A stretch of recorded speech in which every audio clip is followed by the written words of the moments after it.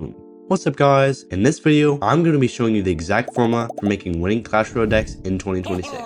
Clash Royale decks are super important because even if you're the best Clash Royale player in the entire world, you can't win games if your deck just sucks. And I'm going to be honest, most people's decks do. And it's not your fault. You just don't know how to build decks that actually work. In fact, chances are the reason you're struggling to win games isn't because you're bad at the game, but because your deck isn't good. Luckily though, I'm here to solve that. First, I want to show you why copy and paste decks often fail. If you just copy a deck that you find online card by card, it may work for a bit and then fall off. And that's because Clash Royale is an ever-changing game with constant balance changes and shifts in the meta, or the dominant strategies and cards. The real pros like Riley and Muhammad Light, who are some of the best Clash Royale players out there, don't just have one deck that they always use. They're constantly making new decks based on which cards work well together at the time. If you only take one thing out of this video, let it be this. Deck building isn't about using specific cards, it's about filling roles. And what I mean by this is that every single card in Clash Royale falls into a certain category, and you need a certain balance of each category in order to actually make a good Clash Royale deck. So this is the formula. To start off, you need a win condition. Win conditions are the cards whose primary focus is to take out your opponent's towers. Some examples of these are Royal Giant, Hog Rider, and Balloon. I see a lot of people who have way too many of these, when in reality, you only need one, or in some cases two.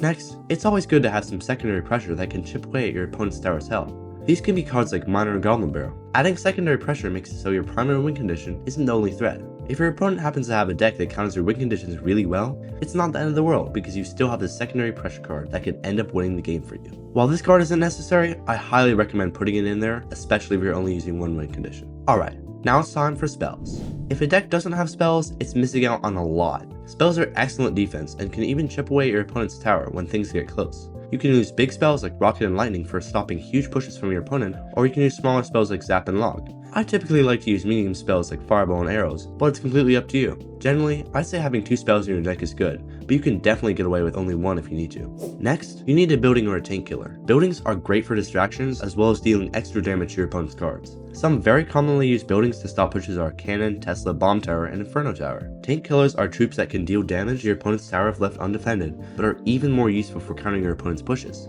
These are cards like Mini Peck and Hunter, the cards that aren't too expensive, but can deal a lot of damage on defense. The next main category that you need to fill is a ranged unit. These are cards like Archers, Musketeer, Baby Dragon, and Wizard. These cards are especially important for 2 reasons. Number 1, they are great for providing support from afar in pushes. Number 2, they can act as air defense, which is super important and often overlooked in deck building. Lastly, you need a cheap cycle or utility card. This can either be small troops like Spirits or Skeletons, or a small 2 elixir spell.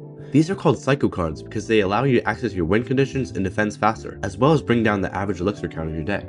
They can also distract troops and bring them to the middle, which is really useful for taking down big pushes. For example, Mini P.E.K.K.A. A well-placed Skeletons can do a lot. Now that you know the structure of a winning deck, I'm going to show you 2 more basic guidelines to ensure that your deck consistently does well. First, make the deck reasonably low elixir, anything from 2.6 to 4, because I found in my time playing Clash Royale that anything below a certain amount doesn't have the win conditions necessary to push trophies, and anything above a certain amount won't let you play as many cards as you need, and your opponents can outcycle you. For another thing, and this is very important, you need to edit your deck according to the meta changes. If there's a card in your deck that doesn't seem to work as well anymore, swap it out for something that does work. You don't need to change your entire deck, just edit it every now and then to make sure it doesn't become outdated. So, those are the basics of how to make a winning deck in 2026. If you just recently started playing Clash Royale and want to learn even more, watch the video on screen. Thanks for watching, and I'll see you guys in the next video.